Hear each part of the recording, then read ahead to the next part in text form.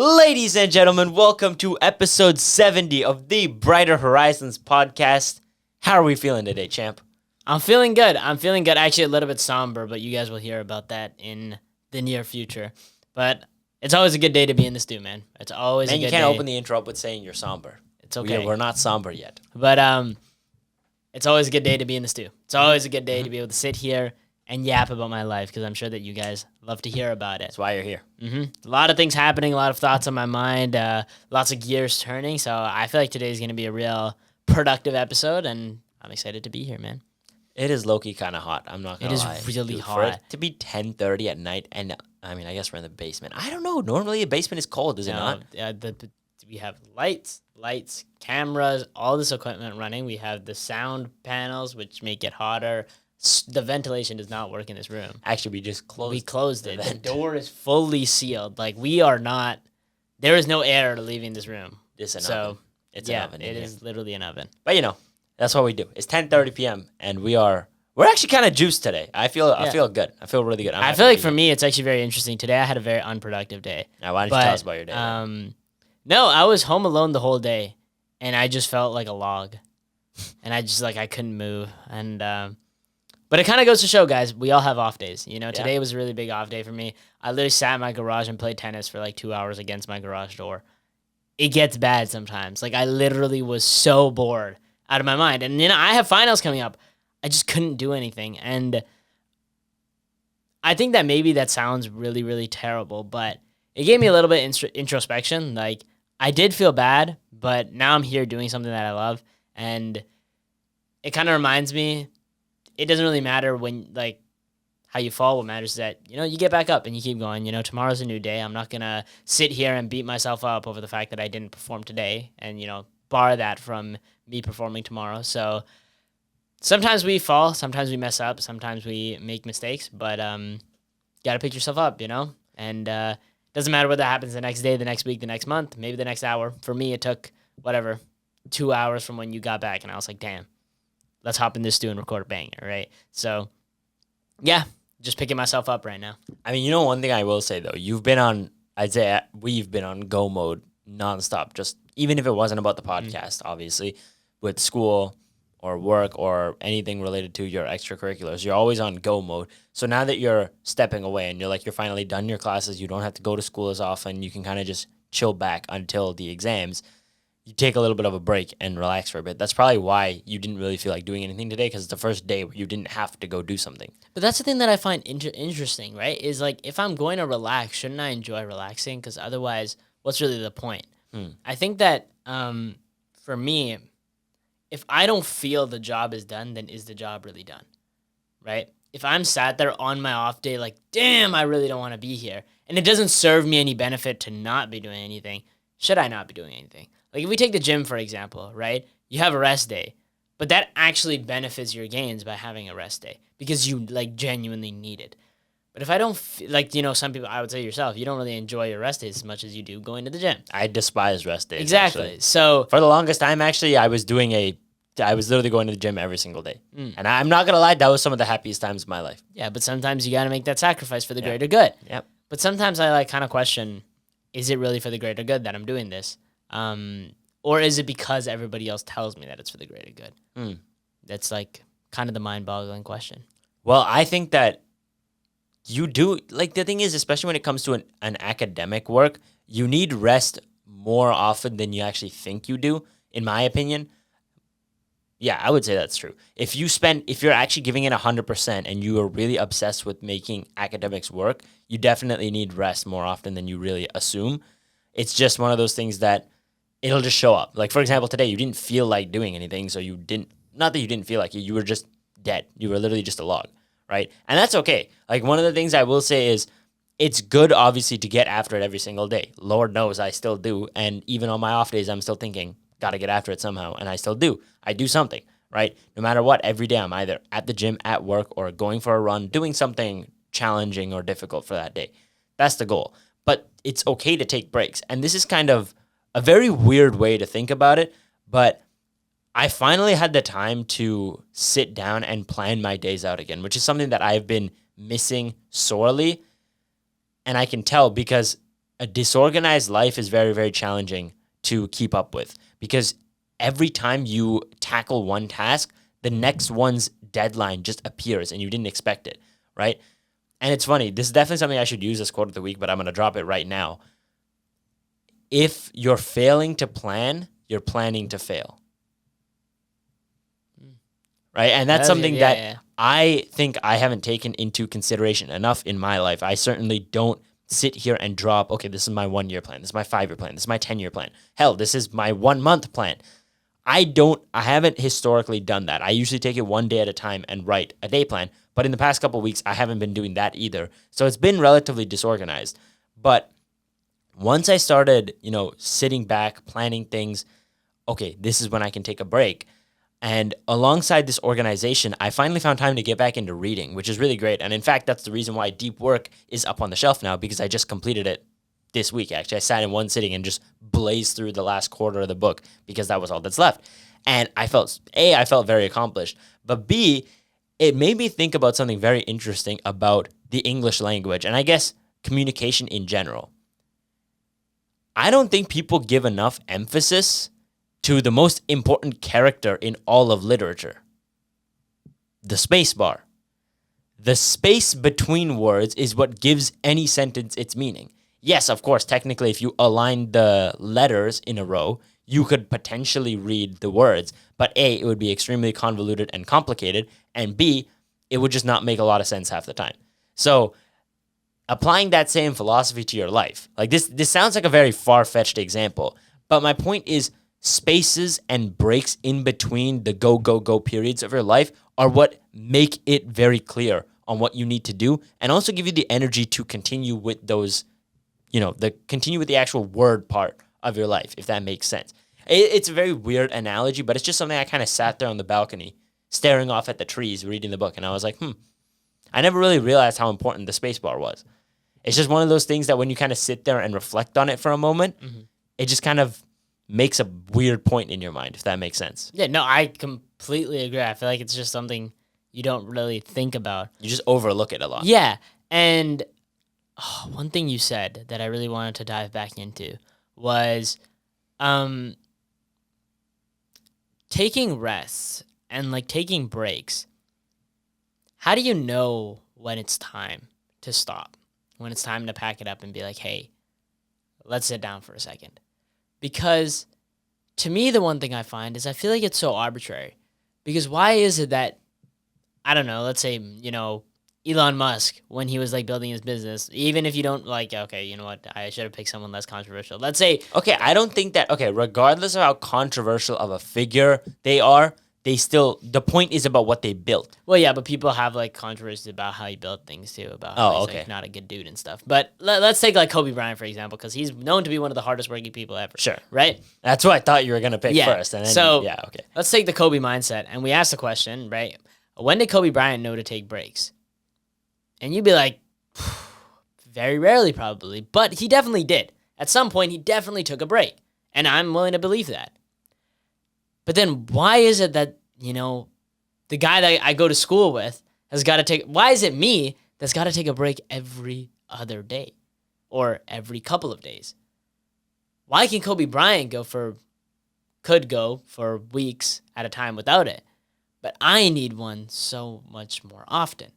Why can't I be like him? And that's kind of the question I've been trapped in because everybody you talk to has a different answer. Or they fall into two key categories. The one being the go-getters saying, go, go, go, go, go. And the other one saying, just stop and enjoy life.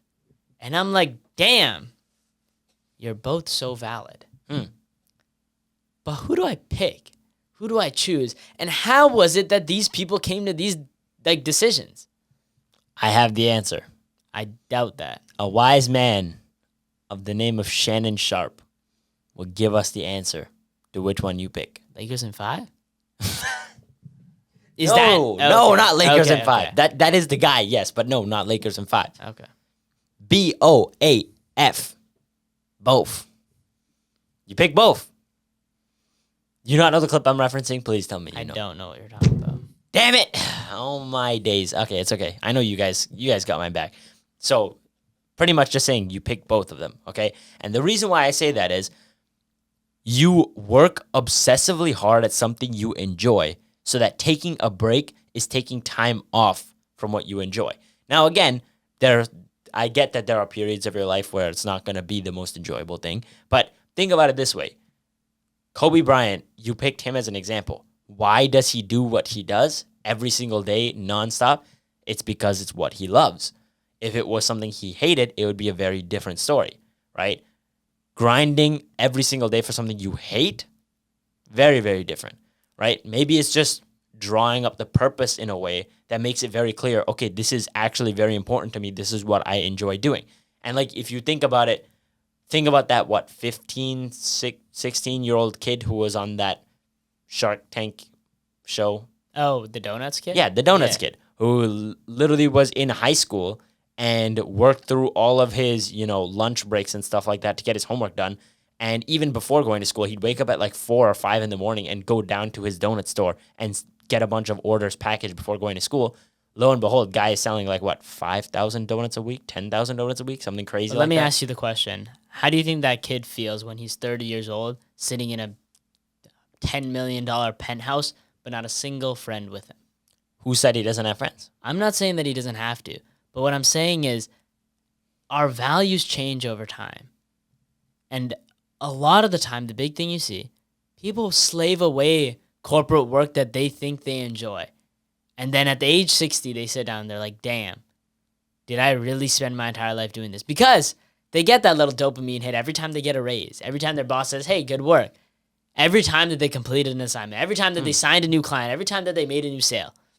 I'm not saying that that's wrong, but I asked the question, how do you find the balance to sit there and say with certainty that 10 years down the line, the investment I make today is going to pay off in a way that I will find valuable in the future?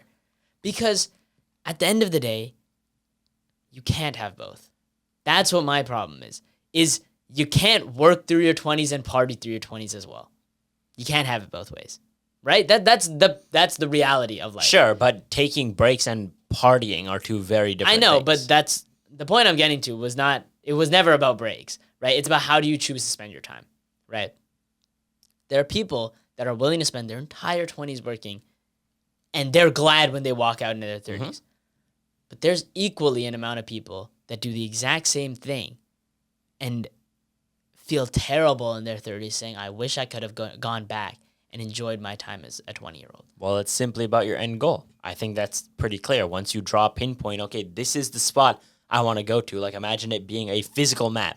This is the way I want to get there. There's 2 roads. One will get you there, one won't. One, just to engage in debate here. Yeah. I would say, how the hell do you know where that road goes? It's so easy for us to say, we're sitting here, mountains here, and we see 2 roads going, one going like this, one going like this. You would immediately pick the road. Oh, I guess the viewers I was going to say, okay. I don't know if they can Mountain see. Here, us here, okay? Okay. And there's one road that starts like this towards the mountain, another road that goes this way. Now, you might say, well, obviously, pick the one that goes straight up. What if I told you that later down the line diverts to another mountain? That later down the line, it's just a U-turn, that it's just a dead end. But that path on the side takes you up a winding route that takes you right up to the top of the mountain. Now, I'm not saying that you can't have a set path, or you can't believe that there is a set path, but ask yourself this question. 5 years ago, did you want what you want right now? No. 5 years from now, are you sure you're going to want what you want right now? No. Right? And that uncertainty, that ever-changing end goal, to me seems like packing it up and sacrificing everything on something that you're not sure of is pretty frightful. And I don't just mean the work side. I'm talking to all the people that choose to party through their 20s as well. Are you sure that that's what you want to do, right? Because at that person's mind, their end goal is just enjoy my time on earth. Is that a bad end goal? Not at all. Is it better than wanting a career? Not necessarily. Neither is wanting a career better than partying, right? So it's this dilemma where you always think you know what you want. And then you get it and you're like, is this really what I wanted? And were all the sacrifices I made worth it? And again, I want it to be known that I'm not just trying to say this to say, hey, you're cooked. There's nothing you can do. I'm not trying to be a cynic, but it's a question that we kind of have to ask. Somewhere sooner or later, you got to ask yourself that question. Is what I'm doing worth it? Well, I think that the part that you said that you're not going to know if you want the same things in the future, I don't disagree with that.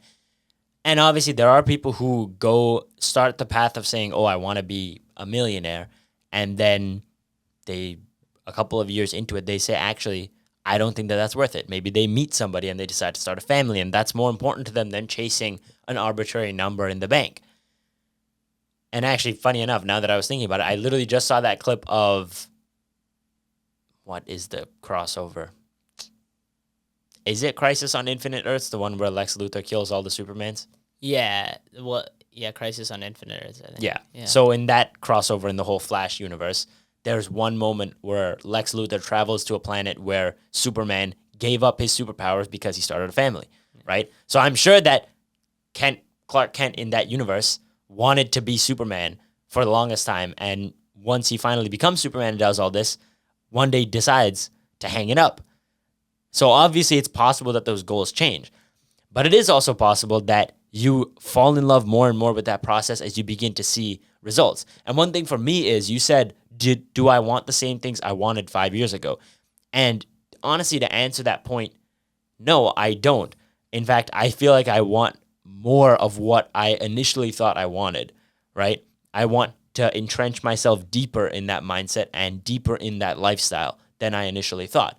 So yeah, it's possible that you could totally do a 180 and not want it anymore, but it's also possible that you could want it more than you ever imagined, and every sacrifice you made earlier, you will be grateful that you did it, right? So yes, of course, there's a degree of uncertainty, but that's life at the end of the day. You can choose to make sacrifices for a uncertainty that you think will have upside regardless of whether you want it or not, or you can choose to make a sacrifice where, if for whatever reason this lifestyle that you chose is not what you enjoy, you may regret it for the rest of your life.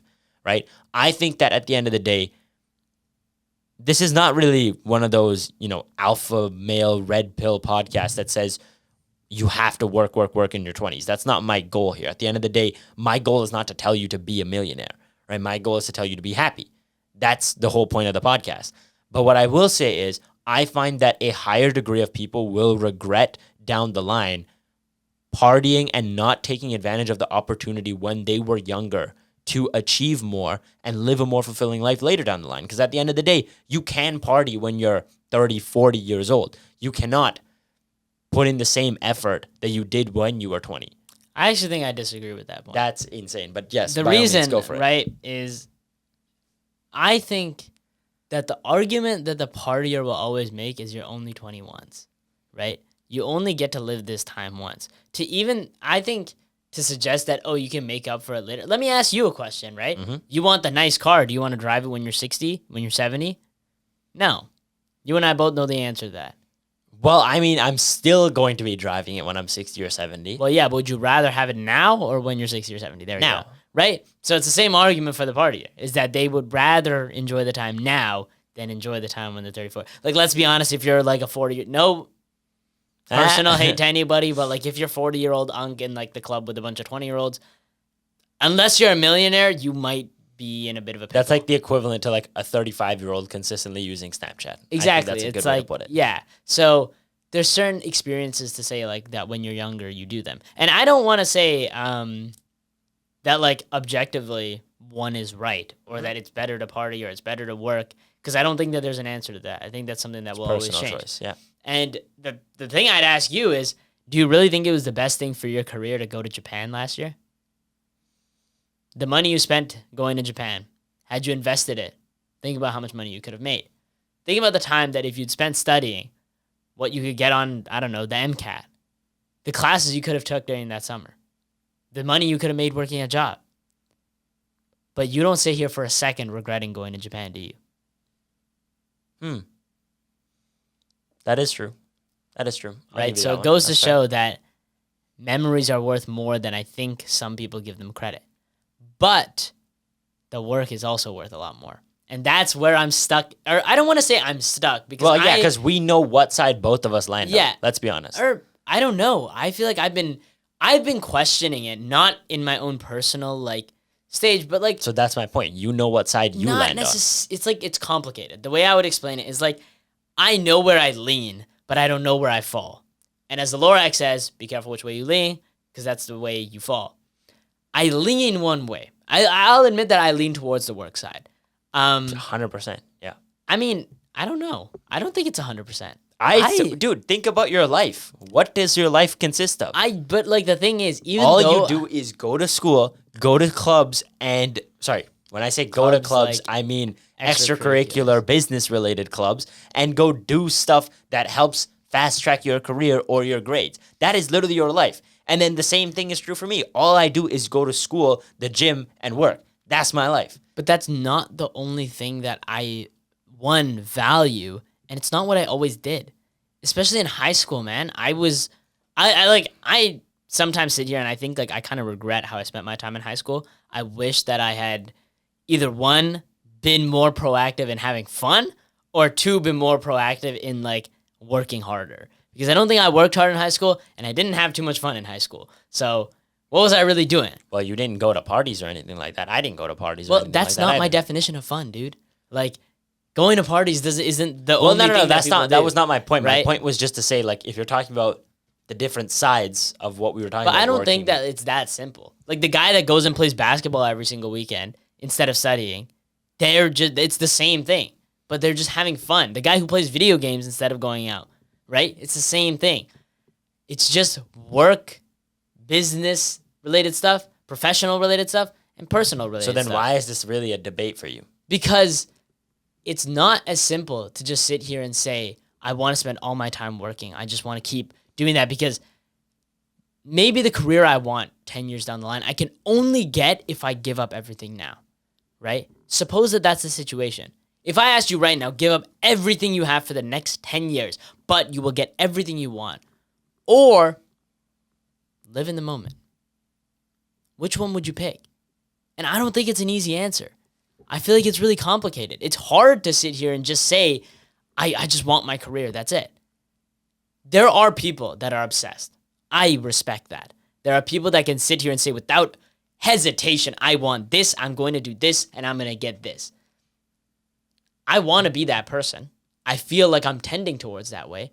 But there's still that little thing in my head that asks that question, right? Like, wouldn't you enjoy going out once or twice? Wouldn't you enjoy having a little bit of time with your friends? Might you regret not going out that one time? It's just a doubt, right? What if I said to myself, you're broke, you have no job, what business do you have going to Japan? That's very valid. And damn, I would have missed out on a trip that I loved, Maybe. that I'll always remember for the rest of my life.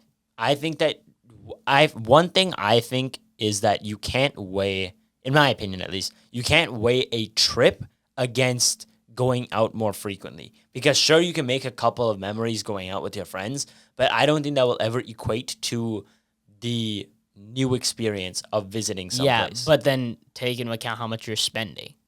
Sure, We each spent probably But here's the thing: you're giving up. $5,000. Yeah, of course. I but think if you spend, let's say $100 going out, you go out 50 times for the same price that you went out for that one trip. okay, right? and let's be completely honest here. All those minute hangouts where you just go out, let's say play basketball, for example, or you go do something simple. How memorable are every single one of those moments? Because I can tell you now, I have a lot of fun on those days, but I don't sit here weeks from that day remembering, oh, I remember that time I played basketball. You want to remember? I mean, I'll bring this up because I've talked about it on the podcast before, and we just recently shout out to our parents who just had their 25th anniversary a little while back. But I mentioned what was my favorite memory with our father? Big Macs. Eating Big Macs in a drive-thru. That was my favorite memory with them. It wasn't traveling to Japan. It wasn't traveling to Italy. It wasn't traveling to Mexico. It wasn't going anywhere. It was eating Big Macs in a drive-thru. Okay.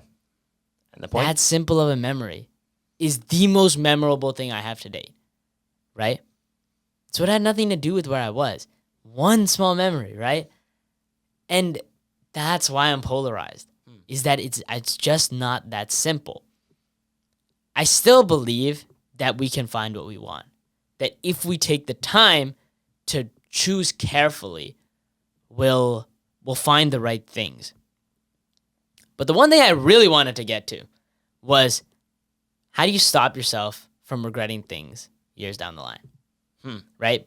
And it sounds like I've come here with a lot of questions and no answers, but I assure you, viewers and you, that I have come with some answers and some statistics to back it up. Okay. As you guys know on this podcast, I don't know if you know, I'm not really the statistics guy. Usually you come with the numbers, I come with, my flow.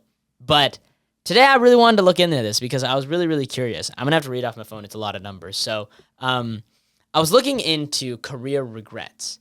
How many people really regret their careers? So this is a study done, I believe, by like Resume Now, and it was checked by Forbes and everything. So relatively reliable, but then again, surveys are surveys. Take what you will from this. But the survey stated that 66% of people report having career regrets. 70% of Canadians say they wish they had made different career decisions. Of the 66%, 52 reported that they only had a couple of regrets, while 14% of the population reported that they had lost count of the amount of regrets that they had. And in the world, 90% of people regret rushing into their career choice. But you want to know what the common denomination across most of these people were? The people that regretted their jobs? What? Risk aversion. That was the commonality. One of the biggest commonalities was that people were afraid to take risks.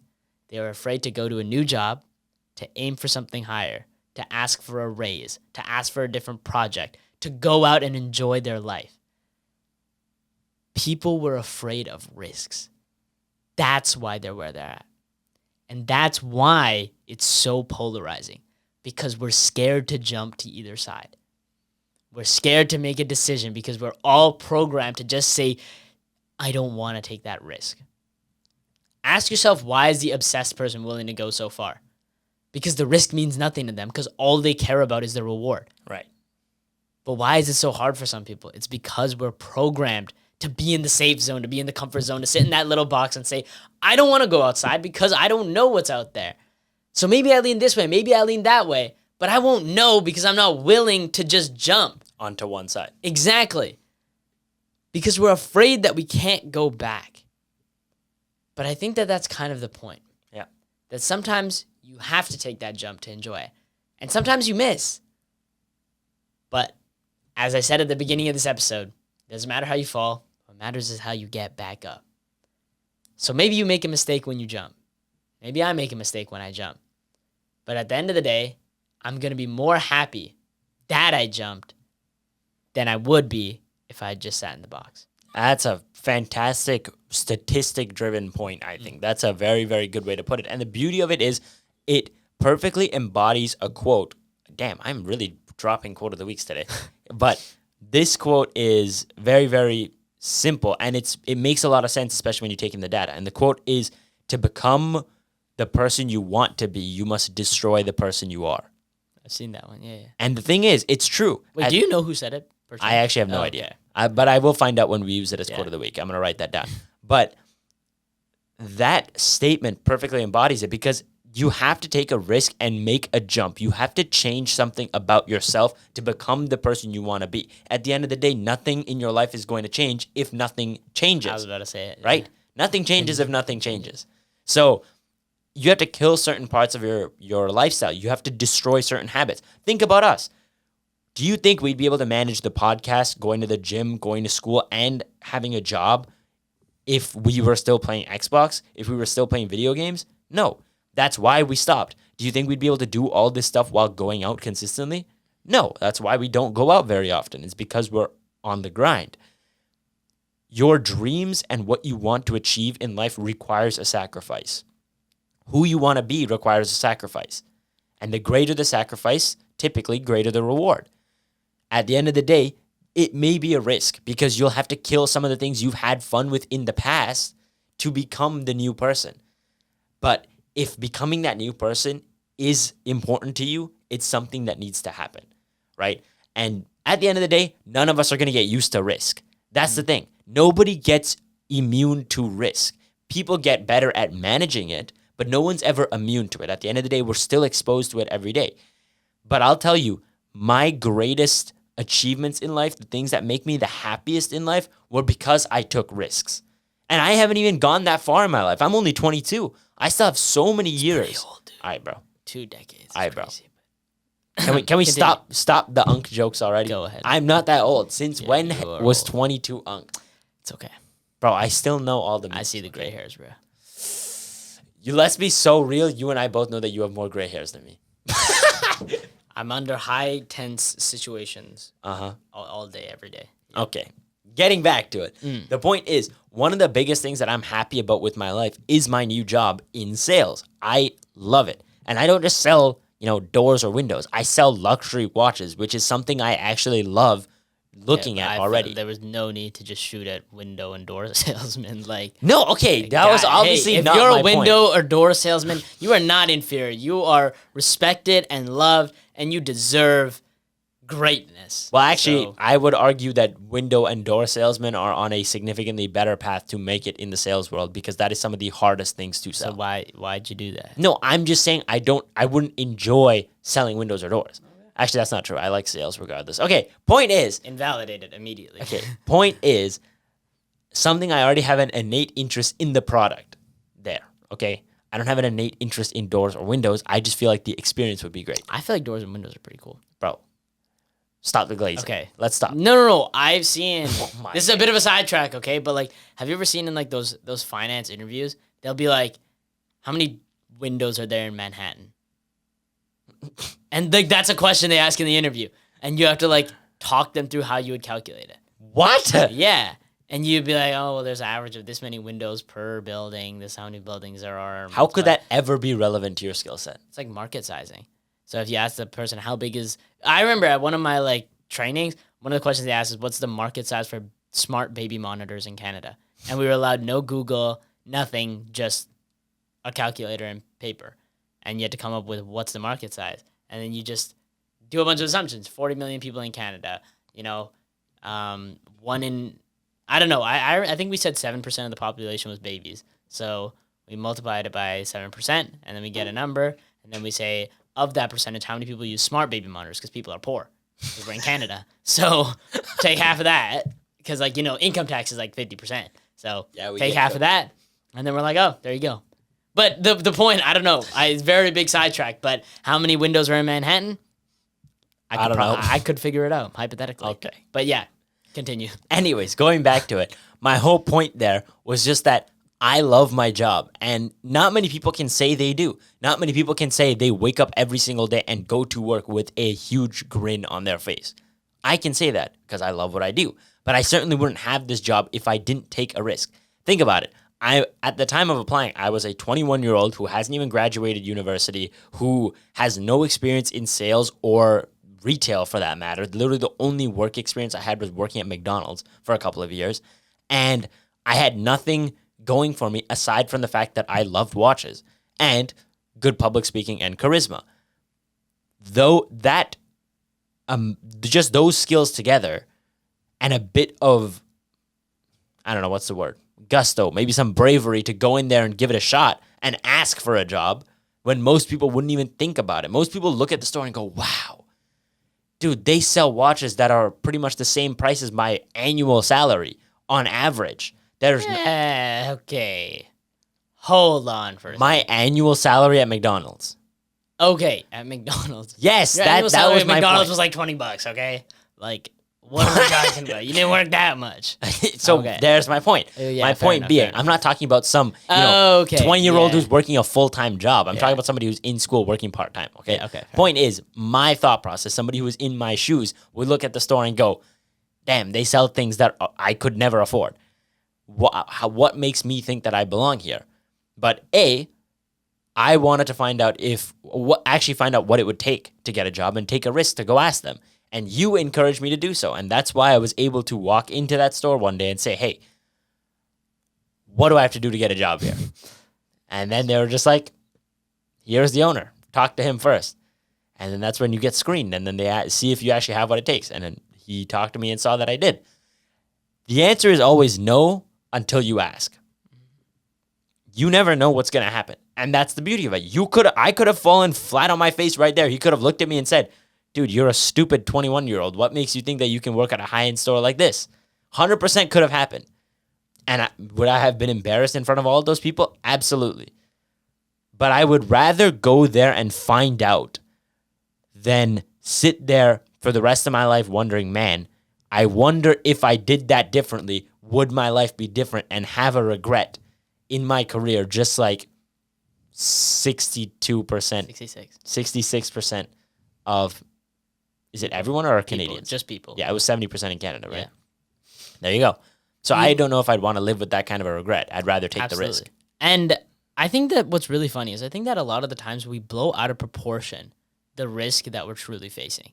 And one of the ways that I really thought about it was Chris Williamson mentioned this. And it's funny because I think that we talked about this before I ever saw this clip of him talking about it. Okay. And he basically just said, if your life were a movie and people were watching it live, what would they be screaming at the screen?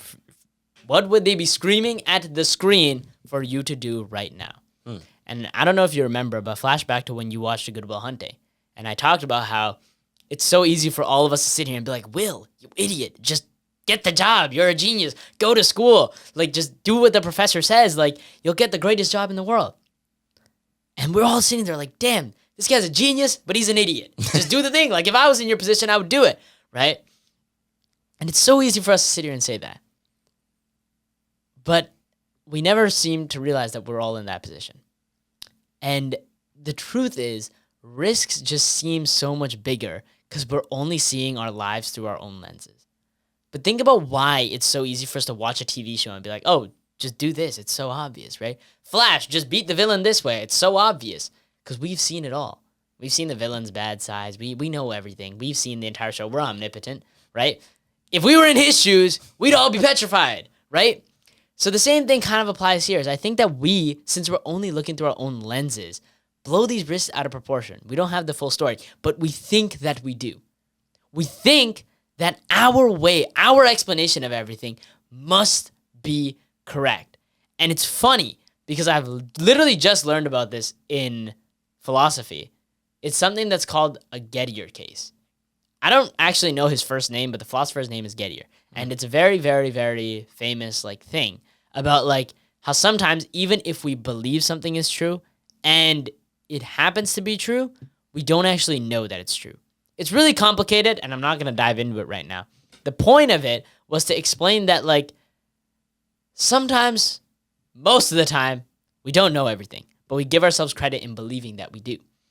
I want to flash to Descartes, for example, René Descartes, in what I believe is his fourth meditation of six. Yeah. Descartes asked the question, if God is good, why am I imperfect? Right? He asked the question, if God is a perfect being and creates me, why am I imperfect? Now, I'm not saying I pick a side on the whole religion debate, but the one thing he said is where humans make mistakes is in misunderstanding that our understanding and knowledge is finite, whereas our will is infinite. We can do anything, but we don't understand everything. And where we make mistakes is when we act outside of our understanding. But I think the one thing that Descartes missed, and this is a bold claim for me to say that I think I know more than Descartes, but I think that the greatest successes also come from when we act outside of our understanding. When we take what we know and we say, you know what, maybe I'm wrong, and let's try it anyway. That's what a risk is. A risk is when you exercise your will outside of your understanding. When you say, I'm not sure. When you say it's not 100% the right shot. When you're not Steph Curry at the three-point line. And you say, I'm Iguodala. I'm going to still take the shot. I was going to say that. That's right? Beautiful. That's what it means to take a risk. Is to say that lasers pointed at the earth, you want Iguodala to take the shot. That is a risk, okay? That is a risk. I don't know if that's a good one, but understand that exercising will outside of understanding, that's where you'll make the most mistakes, but that's where you'll reap the greatest benefits.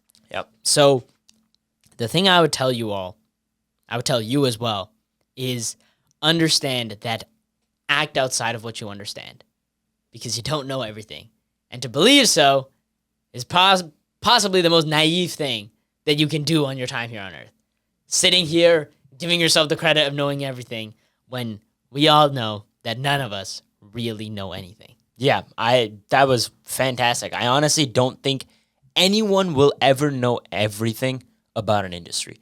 Regardless of how much of a professional you are, you will never know everything. There will always be a question that stumps you as well. Even, for example, me, like in this job, most of the people I come across, I know more than when it comes to watches, because most of these people I don't want to say most of these people, a lot of these people are more casual. They are not super intrigued by every single component of the movement or knowing all the model numbers or everything like that. But every once in a while, I run into somebody who knows more than me, who asks me questions that I don't know the answers to, right? For example, when the new Breitling Super Ocean line was released just recently, I knew a fair amount about it. Oh, it comes in new case size of 40 millimeters, and it has the new B31 movement in it, which is completely in-house. But somebody walked up to me on the first week of release, and he starts turning the bezel. He's like, oh, this is a 120 click bezel. I was like, huh? You know how many clicks are in the bezel rotation? 2 per second. That's really cool, though. That is really cool. Yeah. But I didn't know that. And I was just like, I was kind of shocked for a moment. I was like, damn, there's always somebody who knows more. And there have been people who have asked me questions. I have had no idea what the answer is, right? They'll ask me and be like, oh, is this specific component in this movement different? And I'm just like, I honestly don't know, but I can find out. And that's the beauty of it. Never claim to know more than you do.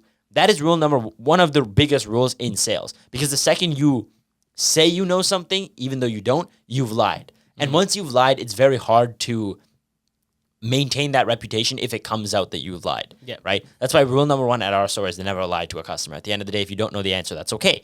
Literally every single person in my store, even if I've asked a question, some of the most experienced people have not had the answer sometimes. So it's not a bad thing to not know the answer, because at the end of the day, not knowing means you have the capacity to learn more. That's the beauty of it, right? Not knowing something means there is room for growth and room to get even better than you are right now. That is the beauty of life. At the end of the day, you only stop growing when you stop trying to learn. When you think you know everything, that's when you stop growing. And I think that's the greatest thing, is to sit here and be humble. Being humble is the most important thing in life. And if you don't act in a humble manner, if you don't understand humility, life will teach it to you some way or another. There have been times where I've been on top of the world, where I sit here and I say nothing can drag me down. I say I'm the greatest to ever do it. I honestly might be Steph Curry from the three-point line. And then what happens? Just like Icarus, I fall from the sky and plummet into the sea the next week. Turn into Iguodala. Turn into Iguodala. Okay? That's what happens. That's literally what happens sometimes. So you can't be riding too high and saying that you're this almighty being above everybody else. Yes, there's a degree of confidence and self-esteem that is very important to success. But you can't take that and say you know everything. So I think it's a great thing that you don't know everything, right? Yeah. That's the point. Embracing uncertainty, man. I feel like it's something that we've definitely explored heavily. Mm-hmm. But I think it's time to head to a very, very, very, very, very special segment of the show. Take it away. Ladies and gentlemen, you already know what time it is. It is time for our weekly woohoos. Woohoo! I thought we were going to get an audio for that. We should probably do that. I'm going to put that on the to-do list, actually. I will get an audio for that. I like that. I like that idea a lot, actually. Thank you. Yeah. See? Innovation. Innovation as we go along. Okay, anyways. We got a simple story for you guys today. In fact, I'm titling it, Less is More. Okay? The first Mexican taco stand to ever win a Michelin star proves that sometimes less is more. Okay? So, I might absolutely butcher this name, so immediately I apologize. But Taqueria El Califa de Leon in the Colonia San Rafael neighborhood in Mexico City won a Michelin star as a tiny little taco joint that only has 4 items on the menu and can only seat 11 people if they're sitting shoulder to shoulder in their restaurant. And if I'll actually pop up a picture to all of you guys watching this on the video podcast, but it is not a very flashy place by any means. It seems like a very, run-of-the-mill, almost run-down joint. Nothing special about it, okay?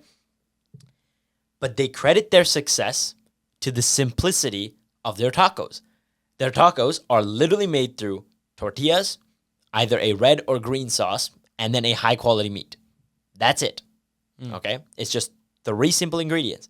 The beauty of it is the Michelin star guide graded the tacos so highly and said the red or green sauce is actually unnecessary due to the high quality of the other simple ingredients. So you're telling me that this thing comes with only 3 ingredients and one of them is apparently unnecessary. That's how simple they make it. They don't have a bunch of pizzazz. They don't make the store super, super fancy. Nothing. They just perfect their craft and do the one thing they're really good at. I want you to know I'm starving right now because of that. Like, my mouth is genuinely, like, watering. Wow. I could go for some tacos right now. I could go for some Honestly, tacos some right banger tacos, Yeah. those would slap right now. Mm-hmm. But anyways, the point is, the beauty of this story is that you don't have to make a big splash. You don't have to be the fanciest store on the block, the flashiest restaurant with all the high-end liquors and stuff like that. Sometimes it's the simplest things and just playing to your strengths that can make you stand out amongst the greatest of greats. At the end of the day, would you rather take the guy who has invested 10,000 hours into one skill or the guy who invested 1,000 hours into 10 skills? Me personally, I take the guy who put 10,000 hours into one thing because he's such an expert at that craft that there is nobody else who can beat him. That is the beauty of it. And like I said at the very beginning, less is more. I think it's fantastic to see something small flourish like this and get recognition at the highest end like a Michelin star. And to be the first taco stand to do so, I think that's pretty fire. Like, yeah, just to build on it, like, the idea of you don't have to do what everybody else does. Yeah. That's the beauty of life is, even though you might have the same end goal, being a Michelin star, the way you get it is completely different, right? Yep. So I've seen restaurants that get Michelin stars based on service because, like, they have cutlery that is specified to a person's dominant hand. Like, that curves a specific way for right-handed versus left-handed, right? That have the most insane customer service ever. But it shows that you don't need that. That you can get it just by doing what is in your field, doing what your niche is, doing what you love. I assume whoever owns this stand, whoever cooks at this place, they love what they do. Oh, yeah. And I think that's just beautiful, man. Yeah, it really is. I mean, like you said, the path to success is often very different based on a person. And like we said, we had a whole debate at the very beginning talking about what's the right path. I guess the main message is that's up for you to decide. You drop a pin on the map and you pick the path to get there. That's really all I can say. And be confident in the fact that that path can change, that it can alter that. I'm willing to bet you whoever opened up that taco stand 20 years ago, maybe they weren't so certain that they wanted to do a taco stand. Maybe they weren't so certain that they wanted a Michelin star. Maybe I'm making assumptions about a dude I've never met or woman I've never met. But at the end of the day, the idea is simple. Do what you love, and you'll figure things out along the way. That life is going to be okay if you just keep putting in the effort and, sticking to the things that you truly enjoy. And ask yourself the question, is it really something that I enjoy, or is it something that somebody else is telling me to enjoy? That's the realest thing I could leave you guys with is, in my life, the reason that I think I had this, I don't want to say epiphany, but this qualm, let's say, is I keep being told by a lot of people around me what I should value. And I hate that. I hate the idea that there's people that can sit around and believe that they seem to know my mind better than I do. And I'm not saying that I know your mind better than you, like just because I'm sitting on this side of the camera.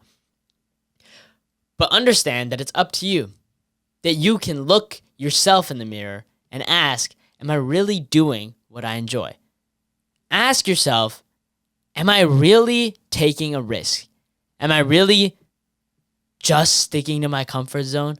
Or am I stepping out, exploring, changing, altering the way that I do things, growing, becoming better? Am I walking away every night with a smile on my face? Am I waking up excited every morning to start every single day? Am I happy about what I did last night and what I'm going to do today?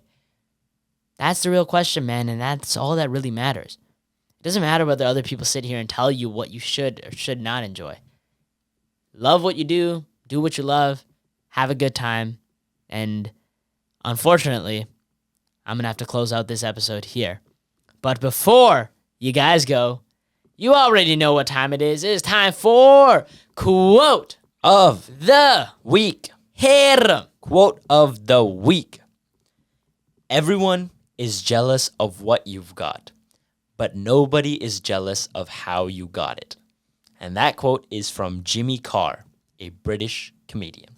Love Jimmy Carr. And the beauty of this quote is, I think it perfectly embodies the debate we had today, funny enough, which was not planned at all. Yeah. I feel like that was a beautiful segue, honestly, to end up here at this, quote of the week. But the people who take a different path than you, but want the same things that you do, one day they'll look at your success and be wondering, man, I wish I had that. Everyone will say, I wish I got that. But nobody's going to say, I wish that I was working at the same time that he was working. Or I wish that I was doing the things he did. Because Lord knows they saw you doing that and either laughed at you giving it a try or just decided, yeah, I'm not doing that for whatever reason. The point is, everybody wants the results without having to put the work in. Everybody wants to be an overnight sensation on YouTube, TikTok, Instagram, but nobody wants to look stupid and make 100 videos that flop. No one wants to go out there and fail a bunch before they succeed. So when everybody else is jealous about the results that you achieve, understand that all those failures that they didn't want to go through were simply a precursor to your success.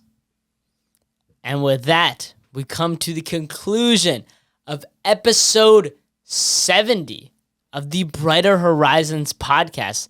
That's a crazy number to say. Thank you guys so much for sticking around to the very end. We really appreciate your lasting support. I know that it's been a bit of a rough patch lately of uploading times, but promise you guys we're working on it. We're back. I'm saying it confidently. We are back.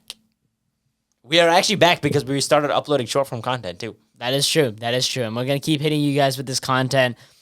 Again, sorry about the rough patch, but before you guys actually head out for the day, we are setting some goals in the upcoming weeks for subscriber targets and view targets on how we can continue to improve the channel, reach more people, and change more lives. And we're kind of starting to set our sights on YouTube partnership. And the goal for that is so that we can start to do fundraisers and give proceeds from this channel to people who need it. That's kind of a bit of a sneak peek for you guys. Definitely things that we're going to talk about in the future.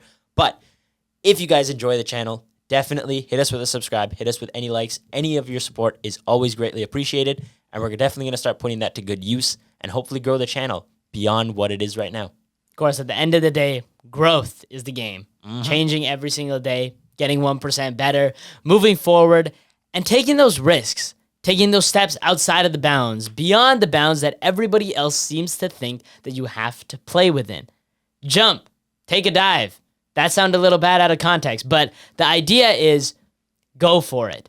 Maybe you lean one way, maybe you lean another, but take a shot to find out. You'll never know if you keep sitting in the same damn box.